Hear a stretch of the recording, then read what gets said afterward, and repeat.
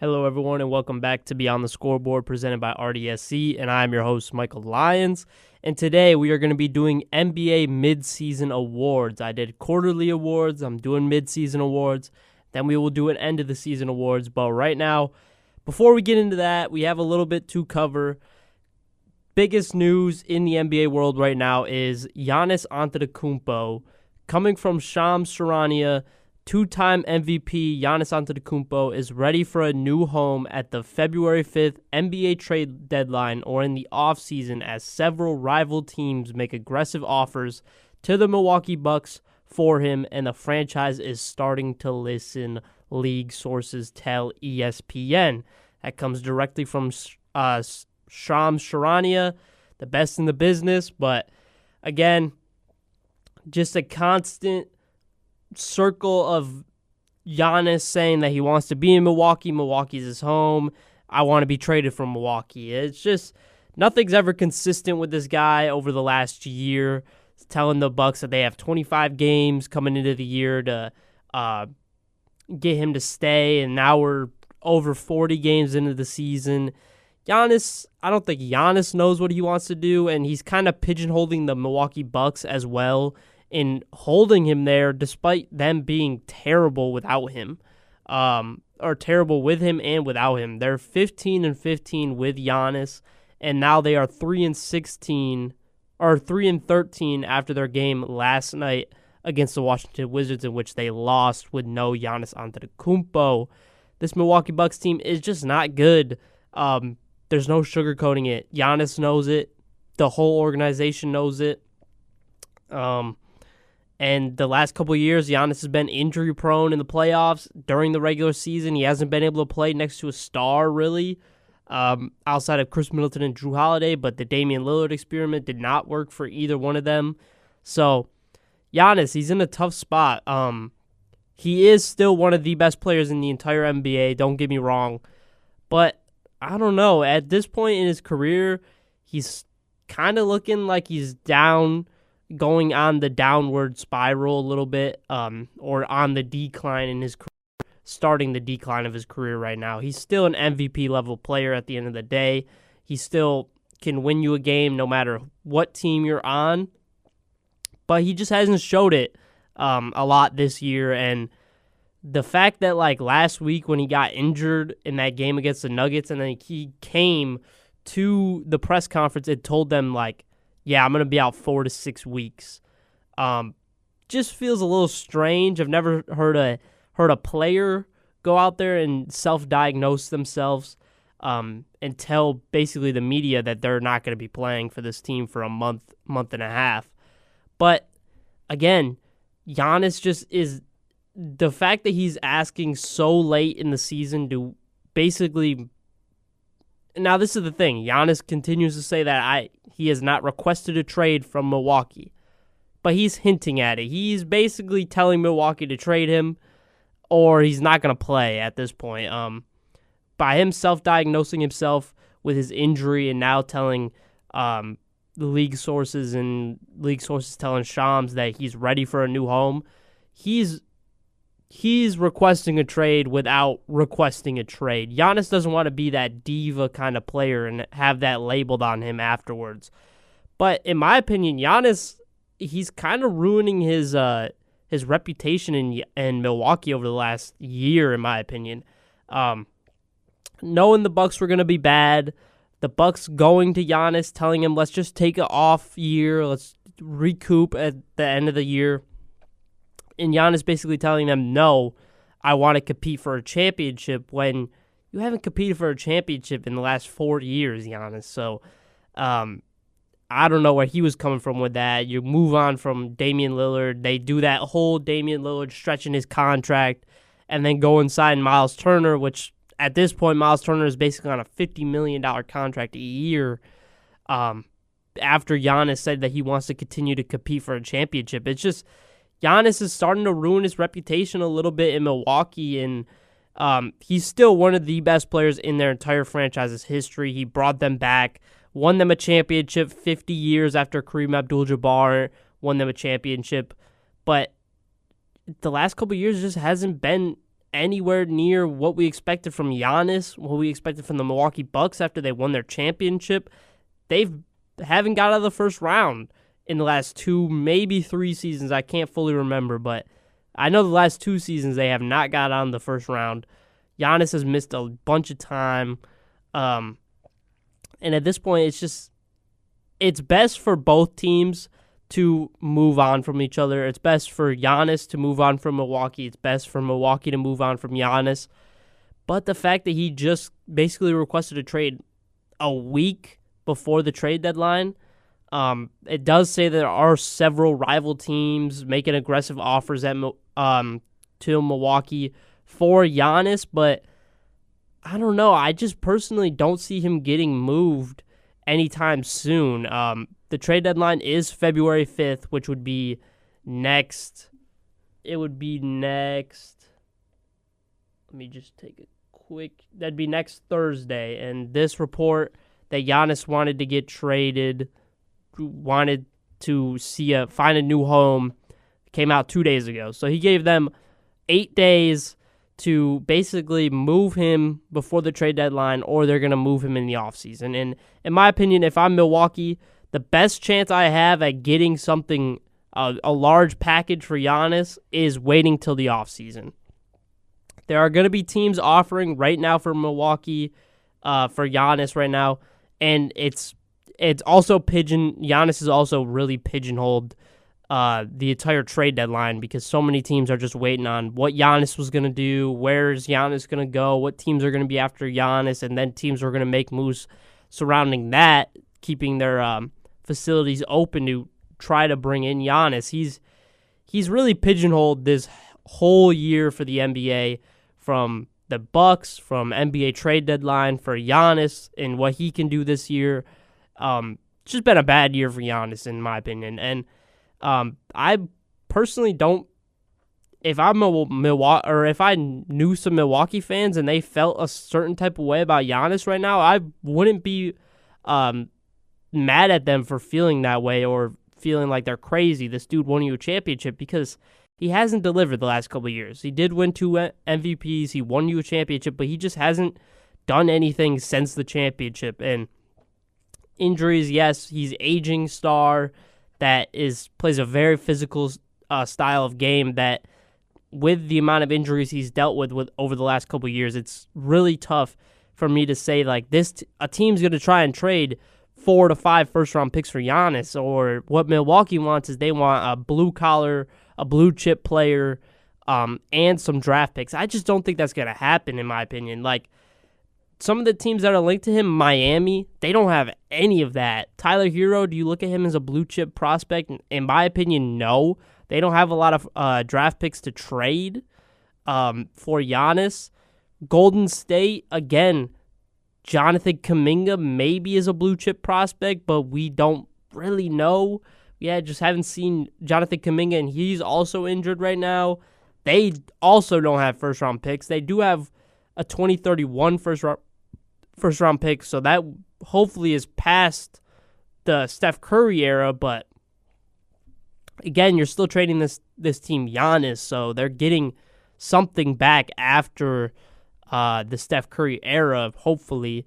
Minnesota, blue-chip prospects, don't really see anything because Rob Dillingham hasn't showed enough, and then they have some draft picks, but not enough to trade for Giannis, in my opinion, because they're going to be constantly in the playoffs competing for championships if they get Giannis. And then Toronto's already said that they don't want to trade Scotty Barnes or Brandon Ingram, so you got R.J. Barrett, Emmanuel Quickley, Grady Dick, Colin Murray Boyles maybe. Is that something that the Bucks are looking forward to? No. So it's best for Milwaukee to just wait till the offseason, see what happens with maybe Cleveland. Cleveland is a team that this is kind of like the last year of this group. If they're going to make a move, if they don't win anything this year, I really think Cleveland's going to make a move on one of their guys, and maybe you could team up Giannis and Donovan Mitchell, but I don't think Milwaukee's going to trade to Cleveland, interdivision rivals. So the Bucks are in a completely hard position right now. They're stuck basically between a rock and a hard place at this point, and Giannis is not helping them. The fact of Giannis coming to the media saying that this Milwaukee is his home and he is willing to work it out, and then a week later he's talking about how he wants to get moved. It's going to be another year of Giannis not competing for a championship. He's going to be upset. We're going to go in the offseason. He's going to get traded, and then we're going to really see. New York is another team that if there was to be a move before the trade deadline, it's most likely going to be the Knicks. They got Karl Anthony Towns, he's not super happy with being in New York. I saw reports that he is upset that he's in trade conversations for Giannis. So they have some stars, so Milwaukee could at least maybe flip a Cat for some draft picks, or if they get like a McHale or something. But I don't know. It's really tough to see where Giannis is going to go. And I've said this to multiple people. If you think that Giannis is going to go for 4 to 5 first-round picks or 3 first-round picks and a blue chip player, a blue chip prospect, that's just not going to happen. I think Milwaukee most likely will get 2 first-round picks, maybe 1, depending on the blue chip prospect they get. I mean, there's a team that clearly could make a move for Giannis, but they're so good this year. They have such a good young core, and the young core that Milwaukee would want, they don't want to trade away. That's the San Antonio Spurs. I mean, you could team up Giannis with Wemby. You'd have to give up either Stephon Castle or Dylan Harper and still have De'Aaron Fox, but the Spurs don't want to do that. The Spurs are not going to do that, and in my opinion, I haven't seen any reports of them even being interested in Giannis. Maybe they are, but a lot of people are thinking Giannis is going to get moved this trade deadline. I am personally one of those people that does not see it happening whatsoever. But, I've been wrong before. I think if Milwaukee does move on from Giannis at the trade deadline, it's going to be a huge it's going to be a very undervalued trade, in my opinion. But maybe Milwaukee just wants to do Giannis well, get him on a competing team just right away. But at the end of the day, Milwaukee's got to do what's best for them. If Giannis, obviously they've tried to work with Giannis, get him to positions that he wants to be traded to. But if you're getting a better haul from this team, you need to take that, no matter if Giannis wants it or not, because he is held back so much, and he's given you these ups and downs of he wants to stay here, he doesn't want to stay here. He's forced you to stretch Damian Lillard. So at this point, I don't feel like Milwaukee's in a position where they need to do right by Giannis, in my opinion. So we'll see. Hopefully we get a Giannis trade before the trade deadline. That's more content for me, more content for listeners to listen to and think about. And hopefully if Giannis does get moved, that opens up the floodgates for other trades. But again, don't see Giannis getting traded. This trade deadline is going to be very boring, obviously, compared to last year with the Luka and De'Aaron Fox and all them guys getting traded. But also, that trade deadline was a little weird. The trade deadline just recently just hasn't been as I haven't looked forward to the trade deadline as much. We saw a couple years ago, like Pascal Siakam got traded, which that was pretty big, but at the moment, they weren't great. They weren't competing for a championship, and then obviously they went to the finals. But last year, it was a pretty good trade deadline, but this year there's been one trade, and it was a Trae Young trade to Washington, and he still hasn't even played a game. But I will say I've enjoyed watching the Washington Wizards a lot. I watched their game last night against the Bucks. Hopefully Trae Johnson isn't injured too bad. He did leave that game early, but Alex Sarr, everybody just looked really good last night. Bub Carrington looked good at stretches, and even Milwaukee looked decent at times. But we're going to move on from Giannis trade talk, and we're going to talk about All-Star Weekend a little bit before we get into the NBA midseason grades. First up, for the dunk contest, we do have two competitors so far, and that is Jackson Hayes of the Los Angeles Lakers and Carter Bryant of the San Antonio Spurs. Hopefully these guys can just give us something to look forward to, something to watch during All-Star Weekend. As everybody knows, the slam dunk contest has just not been anywhere near a couple years ago. Like, there's been some really bad dunks that have got some really good grades, and at this point, nobody takes it seriously. We had Mac McClung win it, 4 times in a row, 3 or 4 times in a row, and he's currently not in the NBA. He might be in the G League, but he's not in the NBA. So until we can get guys that are in the NBA caring for the dunk contest again, it's just not going to be an important part of All-Star Weekend. And All-Star Weekend is going to just continue to be kind of that whatever. It's in the middle of the season. It's cool at some years. It's not cool other years. I like what the NBA is doing in Adam Silver and trying new things. The best way to bring more eyes and continue to bring eyes to it is to make changes until you find something that works well. But slam dunk contest, just not anywhere near it is. Hopefully Carter Bryant and Jackson Hayes can give us some good dunks. Carter Bryant is super athletic, and a young guy, so he's probably got some tricks up his sleeve. And then Jackson Hayes, he's also a high flyer. Not sure how well he's going to be during dunk contest, but we will see. And then just want to give some praise to some of the NBA Rising Stars. There are 4 teams for the Rising Stars game, all coached by a different former NBA player. Team Carmelo Anthony. You got Stephon Castle, Dylan Harper, Donovan Clingan, Colin Murray-Boyles, Jeremiah Fears, Reed Shepherd, and Cooper Flagg. For Team Vince Carter, we got Modest Buzelis, Keyshawn George, Cedric Coward, Derek Queen, Yegor Demon, Jalen Wells, and VJ Edgecombe. For T-Mac, we got Trey Johnson, Cam Spencer, Con Knipple, Jalen Tyson, AJ Mitchell, Khalil Ware, and then Alex Sarr.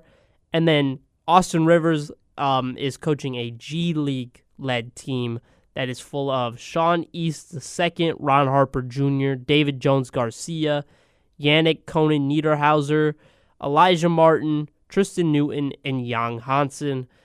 I think the Rising Stars games could be pretty interesting this year. All these guys, Rising Stars games, there is a little bit more chippiness with the Rising Stars games because they're all guys trying to make their mark on the NBA, trying to put a show out for All-Star Weekend to give themselves a better chance in the future for All-Star games. In my opinion, I think Team Melo is going to take it down this year. Stephon Castle, Dylan Harper, and Cooper Flagg as your 3-headed monster, and then you got Donovan Clingan down low with Jeremiah Fears. That's a star-studded team. But I do like the idea of bringing G League guys in. Some of these guys are first-round picks, former first-round picks, or they're just lesser-known guys that also gives them a chance to be on display because G League All-Star Weekend, nobody really watches or pays attention to it. But I'm looking to watch the Austin Rivers-led team. Yang Hansen, obviously, one of the guys that he hasn't been great in the NBA to start his career, but I think he can show flashes in the All-Star game that a lot of people haven't been able to watch yet. Elijah Martin, he's been really good for Toronto this year. And then David Jones-Garcia, former DePaul alum, spent a year at DePaul, or maybe 2 years here. But he, if you remember in Summer League and preseason, David Jones-Garcia was going crazy. So, and then obviously it's really cool that you get to see Ron Harper Jr. and his brother Dylan Harper in the same All-Star weekend. So that's pretty cool. But hopefully Rising Stars gives us something to watch. I like the idea of the 4 teams getting led by different former stars of the NBA and Austin Rivers, but it's going to be fun to watch. Hopefully some of these guys like Trey Johnson, obviously I see he's injured, just got injured, so hopefully he's not out for too long and he'll be able to compete. Hopefully all these guys stay healthy so they can compete. Hopefully this can bring something to All-Star Weekend this year. But That's what I got for All-Star Weekend right now. Next week we should have the rest of the All-Star reserve, so we will talk about that. But we're going to take a quick commercial break, and then we'll be back to talk about the NBA Midseason Awards. This has been Beyond the Scoreboard, presented by RDSC, and I'm your host, Michael Lyons. Hello, everyone. Welcome back to Beyond the Scoreboard, presented by RDSC, and I'm your host, Michael Lyons. And like I said right before we went to commercial break, we are now on the NBA Midseason Awards, and we are going to kick it off with the MVP award. And I did it as three, if I had votes for it. So you do your first place vote, your second place vote, your third place vote. And then on some of the awards, I have some honorable mentions. So now for MVP, my winner for MVP is Shai Gilgeous-Alexander.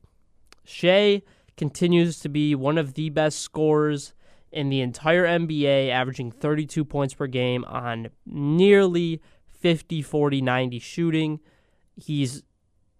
Shai is one of the best all-around players that the NBA has in the league right now. He's on the top, or he's the leader of the top team in the Western Conference. That, yes, they have struggled a little bit over the last month and a half, but they continue to be the top of the Western Conference, and Shai is the leader of that team. And it's not just that he's the leader of the really good team in the Western Conference, the best team in the league. He is an MVP, and he won the MVP last year. I think he's going to win the MVP again this year. It's going to be another foreign-born player taking over the NBA MVP award. Shai, he's just a dominant scorer. If you don't know, he's almost about to beat Wilt Chamberlain's record for most amount of consecutive games with 20-plus points scoring. That just shows you how great of a scorer Shai Gilgeous-Alexander is. There's not really much to say about Shai. He does it on both ends as well. So Shai is my MVP so far. Coming in at my second place vote, I have Cade Cunningham. Now, this might surprise some people. Obviously, Luka right now is definitely at the top with Shai on. Also, I do want to preface this that there are no Nikola Jokic, there's no Giannis Antetokounmpo, and there's no Victor Wembanyama on my awards. If you do, the amount of games they've missed is too much for the end of the season awards. You have to play like 75% of the games, I believe. Neither one of them or any of them are able to win that at this point. So, and I don't think by the time the end of the season comes that they will be able to have the 65-game criteria met to be able to win some of the awards. But back to the MVP talk. My second place vote goes to Cade Cunningham, averaging 25 points per game, just under 6 rebounds, and almost 10 assists on pretty decent shooting. Cade obviously is the heart, the motor behind this Detroit Pistons team. They're a well-oiled machine when they are going. They're top of the Eastern Conference. They continue to close out some really big games. Cade Cunningham is one of the best closers in the entire NBA. He has turned guys like Jalen Duren into an all-star caliber player. B. Stu on the offensive end has really stepped up. Cade Cunningham, he has missed some games this year, obviously, and he hasn't been great over the last 5 to 10 games. Actually, his last 3 games, he's averaging over 25 points per game. So take that back. But before this 3-game stretch, when they played Houston and Boston, he struggled. And before that, he struggled a little bit. But Cade, I'm so glad that Cade has been able to finally break out. And Detroit has also been able to break out behind Cade Cunningham. He's doing the most with the least amount of options, in my opinion. That's why he's number 2. And Cade Cunningham, this Detroit Pistons team, still my favorite in the Eastern Conference, and hopefully they can get somebody at the trade deadline to put next to Cade Cunningham to just limit his usage rate down the stretch of the season so he can just worry more about his energy going into the playoffs and fully going all out in the playoffs and having all the energy that he needs for it.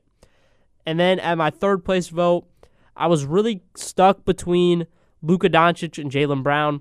I ended up going with Luka Doncic at the third place vote.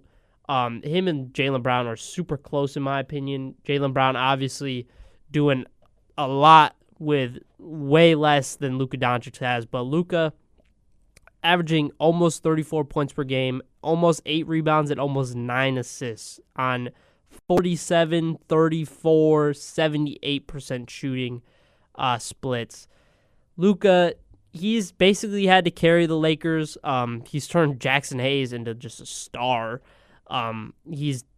Jackson Hayes is taking over for DeAndre Ayton, which that's a conversation for a different day about how bad DeAndre Ayton is and how I don't understand how he's still in the NBA. But Luka, again, one of the best players in the NBA, still has yet to win the MVP yet in his career, despite being a guy that's always at the top of the list, always looking in the MVP conversation. I don't think he's going to win it this year because Shea and Cade are just so much better and are doing a lot more with a lot less, in my opinion, than Luka. But Luka obviously deserves all the credit that he has. I just put him above Jaylen Brown just due to the fact that Jaylen Brown, he is a one-man show in Boston, but the stats, they just look a little bit better for Luka, despite having LeBron James and DeAndre Ayton, and when Austin Reeves comes back.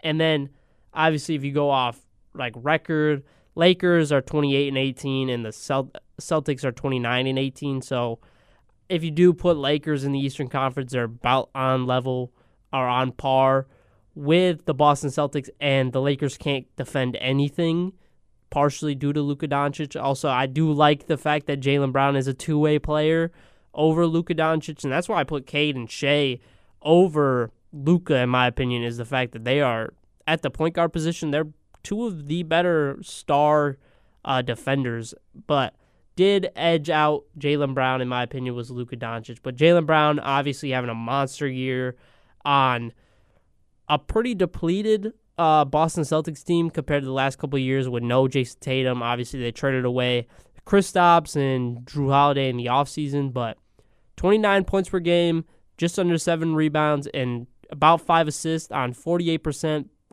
from the field, 35% from the three-point line. Jaylen Brown, again, he's having a monster year. Don't think he's going to win the MVP. He is definitely a dark horse, especially if somehow Boston does end up winning the Eastern Conference and somehow beating Detroit for the number 1 seed, which right now they are 5.5 games back. It's not out of the realm of possibilities. And when Jason Tatum comes back, hopefully soon, if Jaylen Brown continues to do what he is doing, leading them to wins, could definitely see him jump up the MVP ladder. But my MVP voting is Shea, Cade, Luka, and then Jaylen Brown as an honorable mention or a 4th place vote if you want to look at it like that. Now moving on to Defensive Player of the Year. Obviously, it'd be not Chet Holmgren. It'd be Victor Wembanyama if he was able to be, if he's able to meet the 65 game requirement and the percentage of games requirement, but he's not going to. So, my Defensive Player of the Year, again, another Oklahoma City Thunder winning an award.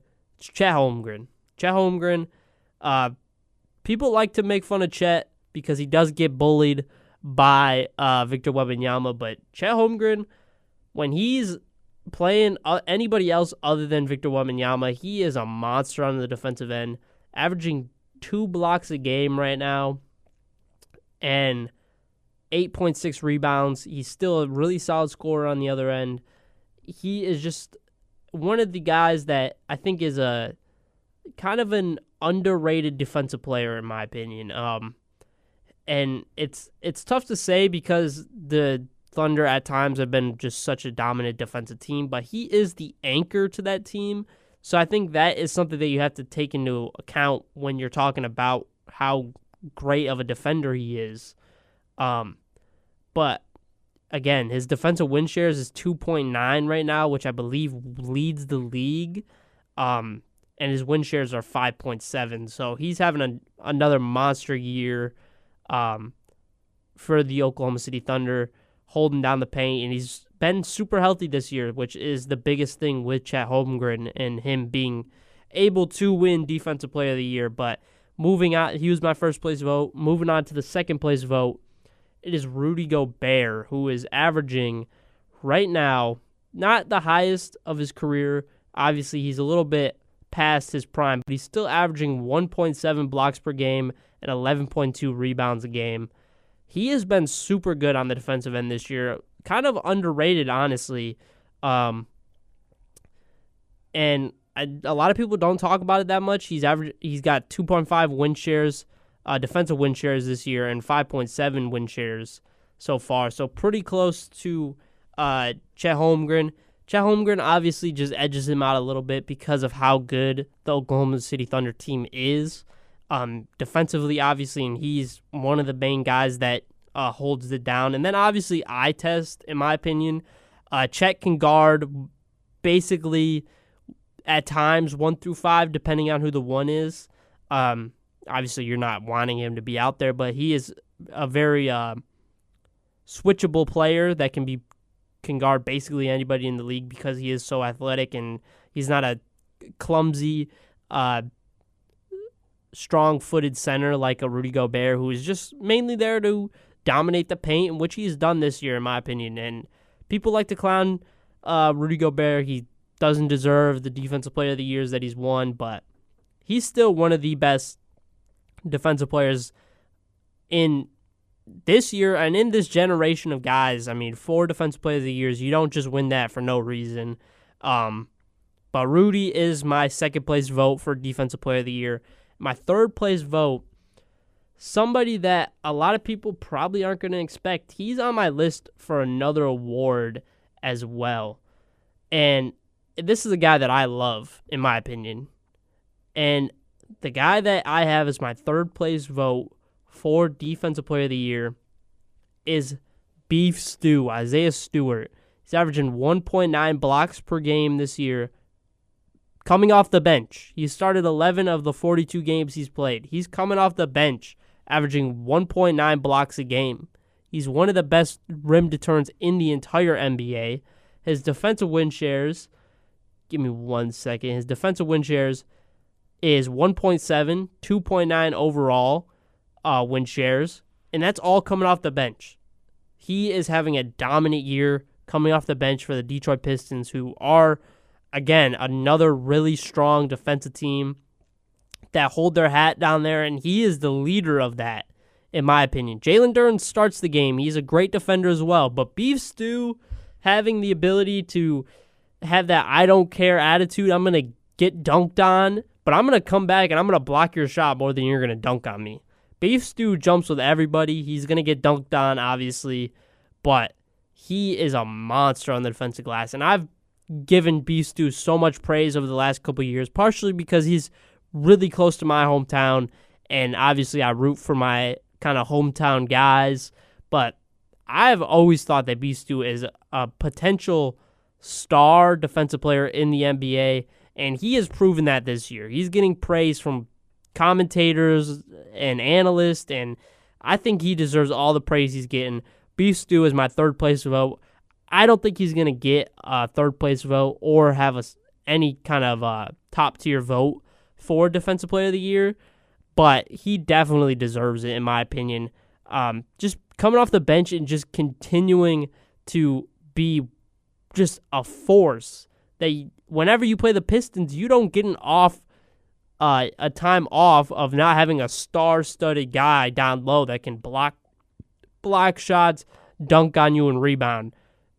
With Jalen Duren, Isaiah Stewart, and then even when they need him, Paul Reed also comes in. So, again, another monster on the defensive glass in Isaiah Stewart. And then my third place, or my honorable mention for Defensive Player of the Year, is Scotty Barnes. He's had a monster year for Toronto on the offensive end, but on the defensive end, he has also been pretty underrated, averaging 1.3 steals a game, 1.5 blocks a game.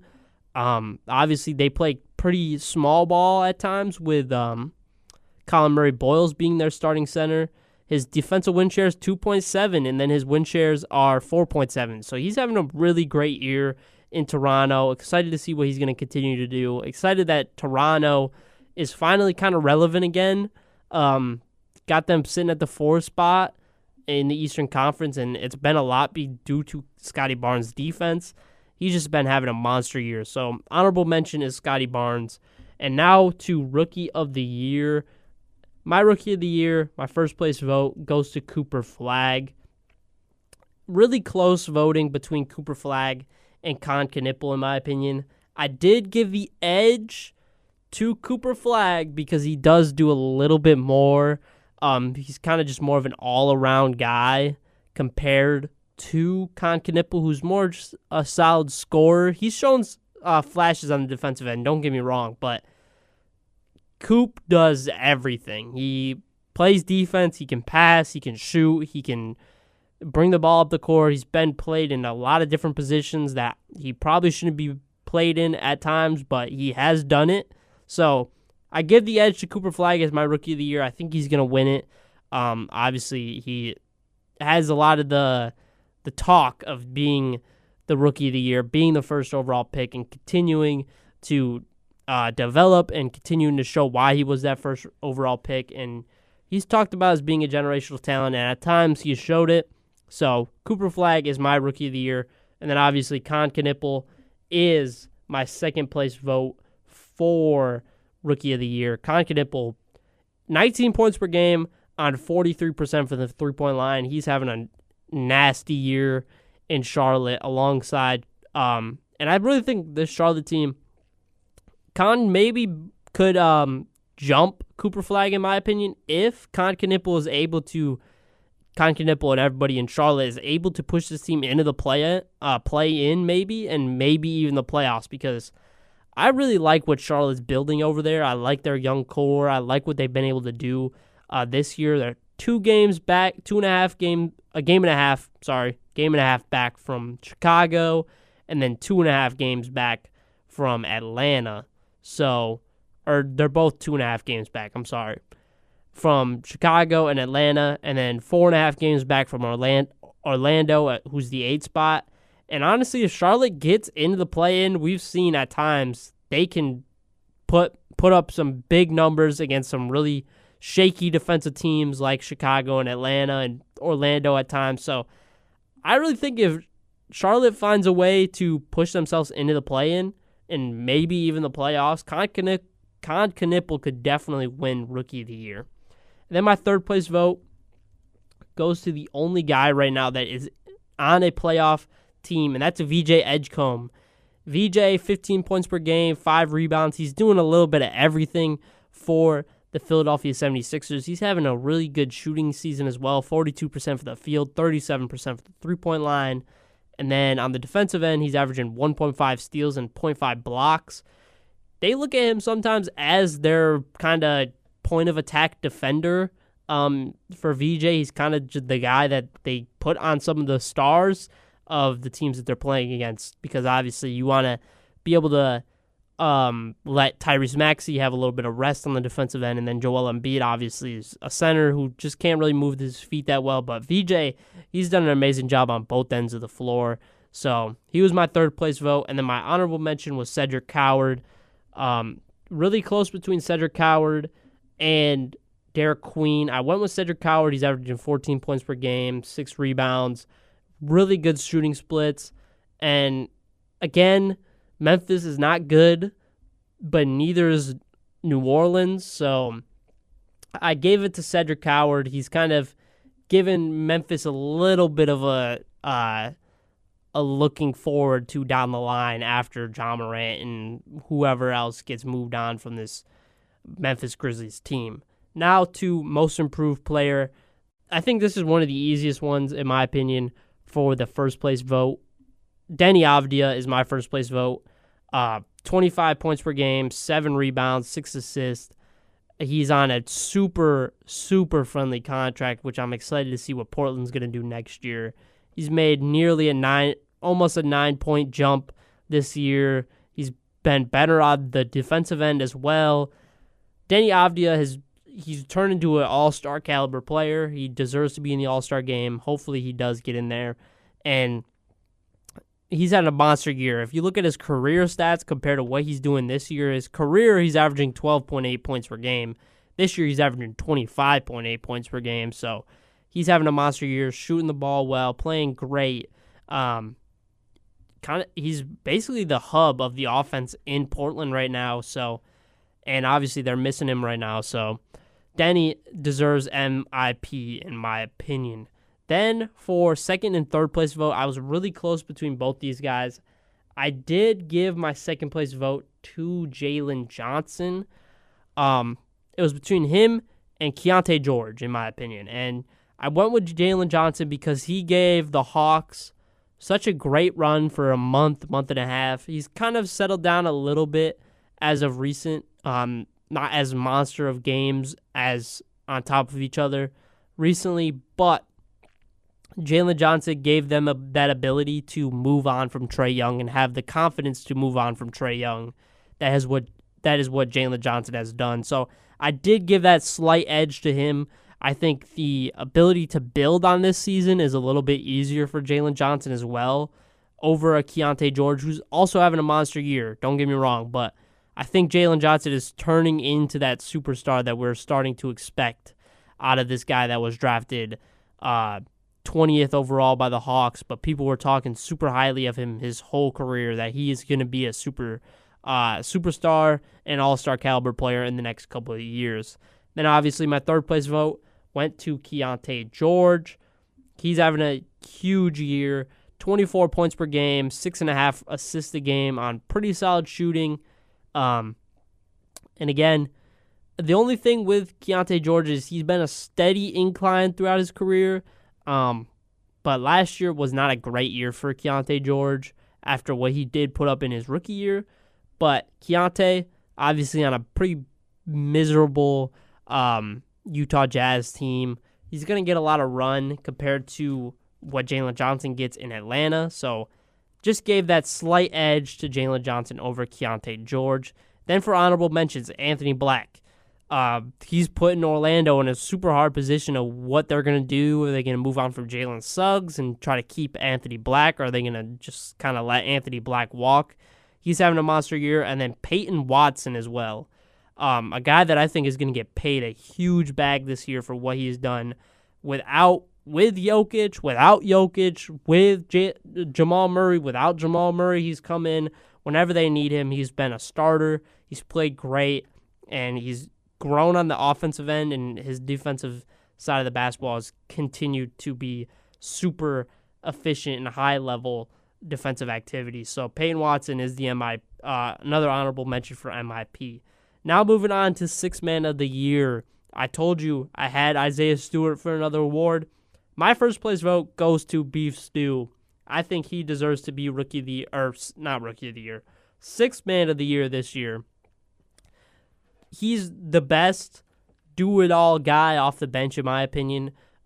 He's an elite defender, top-tier defender in the entire NBA, and he's no slouch on the offensive end. Obviously, he's not like Naz Reid, who's also on this list, that comes in and he can give you 20 points off the bench in an instant. Beef Stew, he catch and shoots threes, he catches lobs, he does his job as a backup center, power forward. Beef Stew is my Sixth Man of the Year. Next up at the 2 spot, got Keldon Johnson, who has been a monster, just another Swiss Army knife, do-it-all kind of guy. That's what I really like out of Sixth Man. I like guys that can do a little bit of everything. I do like just the guys that come in and they're straight scorers as well, but Keldon Johnson, 13 points per game, 6 rebounds, shooting 55% of the field, nearly 40% for the three-point line, and he's averaging 0.7 steals and 0.1 blocks, but his defense doesn't get added up on steals and blocks, in my opinion. His defensive win shares is 1.5, which is pretty solid for a defender off the bench. Keldon Johnson he's also just a spark of energy that comes in instantly for the San Antonio Spurs to continue to propel them to they're still the 2 seed right now in the Western Conference that nobody expected. Next up at the number 3 spot, I got Naz Reid.